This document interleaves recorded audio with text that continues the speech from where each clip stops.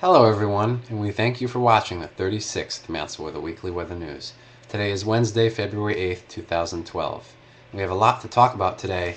One of the things we're going to be talking about today is going to be this book here, The Secret by Rhonda Byrne. I mentioned, I think a few weeks ago, that I may be talking about this book in a future weather news on Facebook for those of you who have my Facebook page. So we'll get to that after the 7-day forecast. Let's get right to it. Tomorrow, Thursday, February 9th, 2012, mostly sunny and milder, high 46 inland, 47 at the shore. So obviously today, Wednesday, was very chilly, very cold out, so tomorrow's going to be milder. Friday, mostly sunny, breezy and mild, high 46 inland, 47 at the shore. Saturday, partly sunny, becoming windy and turning much colder, a chance for a flurry or snow squall, high 33 inland and 35 at the shore, falling temperatures during the afternoon. Sunday, partly sunny, blustery, and very cold. A chance for a flurry. High of 24 inland and 27 at the shore. Monday, partly sunny, very cold in the morning. High of 32 inland and 35 at the shore. And on Tuesday, Valentine's Day, increasing cloudiness with a chance for a light wintry mix by evening. A little milder. High of 43 inland and 44 at the shore. Hopefully we can get that wintry mix out of there in time for Valentine's Day so everyone can have a lovely romantic evening without worrying about snow. And then on Wednesday, February 15th, partly sunny and comfortable, high of 44 inland and 45 at the shore. So basically, tomorrow and Friday, it's going to be turning milder. It's going to be milder in the mid-40s. Then Saturday, Sunday, and Monday, temperatures are going to dip back down. It's going to be very cold. Highs in the upper 20s, low 30s for daytime highs. And then on Tuesday, for Valentine's Day, it's going to start turning a little bit milder again, and then Wednesday is going to be mild as well. So that's basically how the next 7 days looks.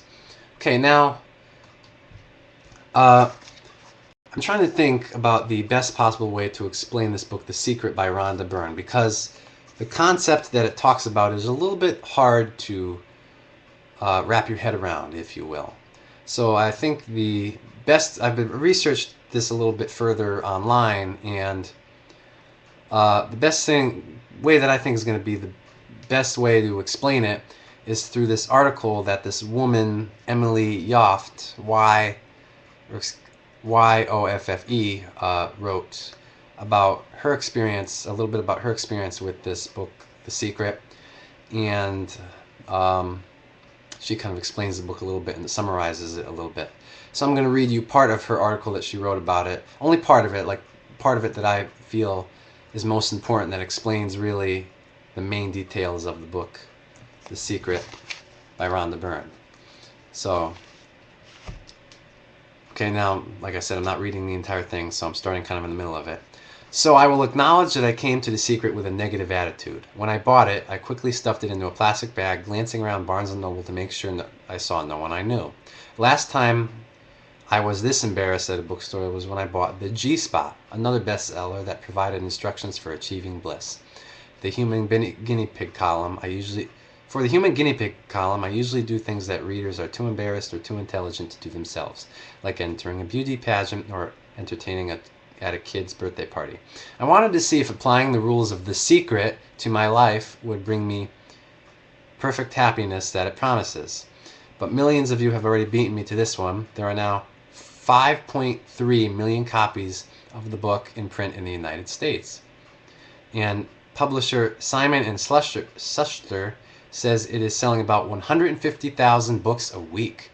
A separate DVD version has sold at least 1.5 million copies. Groups have formed to discuss how to best live by The Secret's rules. It is a #1 bestseller in Australia, England, and Ireland, and it is scheduled to be translated into 30 different languages. There is no secret to The Secret. The book and movie simply state that your thoughts control the universe. Through this law of attraction, you manifest your desires. It is exactly like placing an order from a catalog, so like attracts like. Like thoughts attract like things. You must know that what you want is yours the moment you ask. See yourself living in abundance, and you will attract that to you. It works every time with every person. The appeal is obvious. Forget education, effort, performance. Everything you want, money, power, comfortable shoes, is yours simply by wanting it enough. There are certain things that go with this, though. Apparently the universe has a language processing disorder. and doesn't comprehend standard English usage of the words don't, not, and no. Okay, so don't, not, and no. So as the book explains, if you summon the universe by saying, I don't want to spill something on this outfit, the universe translates this as, I want to spill something on this outfit. It doesn't recognize the negative words, don't, not, and no. If only Rhonda Byrne, the television producer, who is the author of the book and creator of the DVD, had been there to counsel those negative authors of the Ten Commandments, to write them.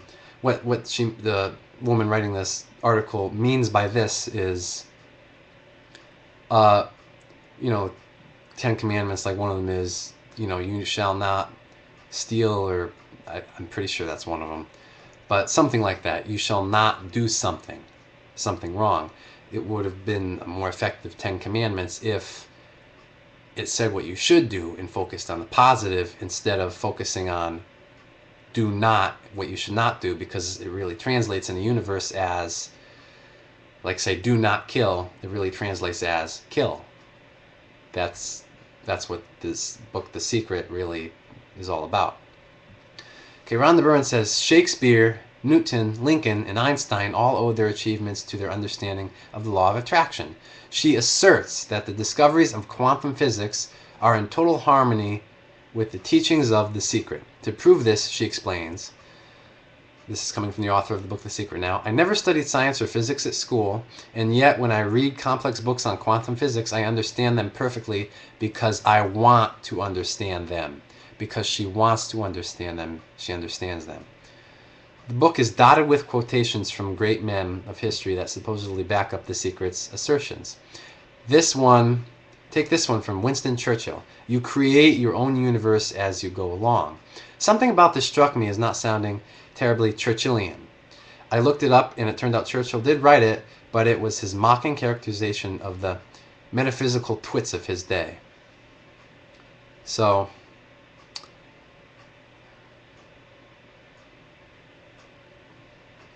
that's basically the gist of it. I think that's really the best way that I can explain it. I have read, really you don't have to read the entire book to get the idea of what it's all about. You can just read bits and parts of it. Like, let me kind of give you a quick example here. Like in the table of contents, you have the forward, acknowledgments, you have the secret revealed, the secret made simple, how to use the secret, powerful processes, the secret to money, the secret to relationships, the secret to health, the secret to the world, the secret to you, the secret to life. Then you have biographies of people who have quotes and things in this book. So they're all different sections in this book that explains different aspects of the secret more specifically. I just kind of gave you a generalization of it, but these explain how to use it to really kind of get what you want in life and not attract bad things to you in life. Basically, it teaches how to keep yourself from attracting the negative things in your life by accident unknowingly. Like, give you another quick example. Say you're driving and you have to get somewhere, it's a really important meeting you have to get to, and you're driving, I don't know, say an old car that's having a lot of problems and things like that, and you're saying to yourself, oh, I don't want to break down, I hope the car doesn't break down. Well, that translates in the universe as saying, I want the car to break down, and it therefore makes it more of a chance that your car will break down. It will likely break down because you're attracting that to you. Whereas if you think you think to yourself, I'm happy and thankful that the car got me to my destination with no difficult, I'm happy and thankful that this car got me to my destination successfully. That is going to attract for you to get to your destination successfully, regardless of the condition of the car. That's just one example. Okay, now I know that we are running pretty long here today, but I do have something that came up today that I do want to address. In Monroe, Connecticut, there is a no-kill dog shelter that desperately needs 50 dogs adopted by the end of the month of April. So we're going to talk about this real fast, and then that'll be it for today. The owner of Monroe Animal Shelter says because of a zoning battle with the town, he needs to find homes for dozens of dogs fast. The SPCA of Connecticut has been ordered to reduce the number of animals in their kennels, and now they're scrambling to get the dogs adopted. The shelter is forced to cut the number of dogs down to 29 by April 30th. They have attempted to zone us out of business, said owner Fred Aker. Aker says the town has rezoned his neighborhood after lengthy court battles, and he has finally given up and settled. We've been zoned down to 29 dogs in the court agreement, Aker said.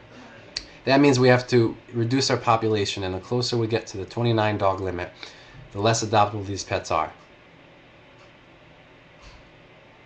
Aker says his kennel is a no-kill shelter, and they take even the toughest cases. He is worried that when the town comes to inspect in April, he won't be able to get under the limit. If we have any dogs in excess of 29 on this property after April 30th, they can levy fines, said Aker. They might even make arrests, and they have the power to seize any of these poor innocent animals. The town's first selectman says they don't comment on the ongoing court cases, but did release this statement. The neighbors surrounding Mr. Aker's property have been complaining for years about Mr. Aker's rescue operations, and he is now under the orders of 2 different judges to reduce the scale of his operation. This means Aker now needs to find good homes for approximately 50 dogs. When asked how he planned to get down from 79 to 29 dogs at his shelter, Aker replied,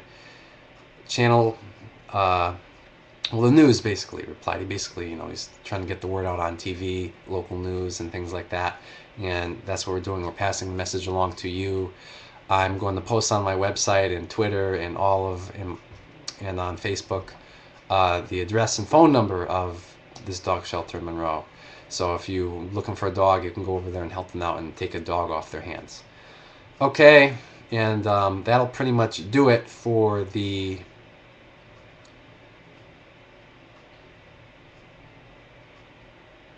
'36th Matt's Weekly Weather News. Okay, what's going on here? Oh, okay. Just a reminder, we still have help wanted at Matt's Weather. Assistant meteorologist wanted. Creative producer still wanted.